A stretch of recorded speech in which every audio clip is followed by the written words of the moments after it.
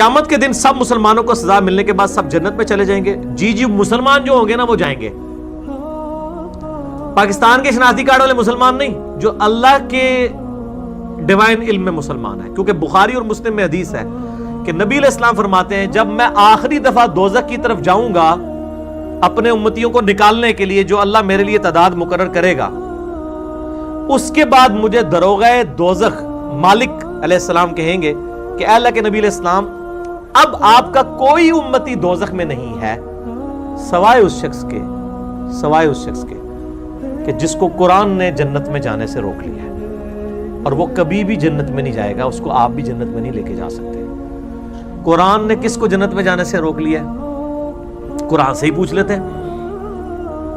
انہ من یشرک باللہ فقد حرم اللہ علیہ الجنہ ومأواہ النار وما للظالمین من انصار.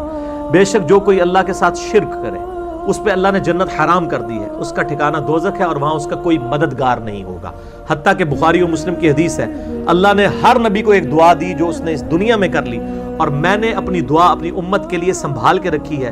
میری اس دعا سے میری ہر امتی کو نفع پہنچے گا قیامت والے دن اس دعائے شفاعت سے، سوائے اس شخص کے کہ جس نے اللہ تعالیٰ کے ساتھ دنیا میں کسی قسم کا شرک کیا. شرک is the most sensitive issue in the sight of Allah. اللہ کے حضور سب سے زیادہ حساس معاملہ شرک کا ہے. مسئلہ نمبر 3 میرا دیکھیں، دعا صرف اللہ ہی سے.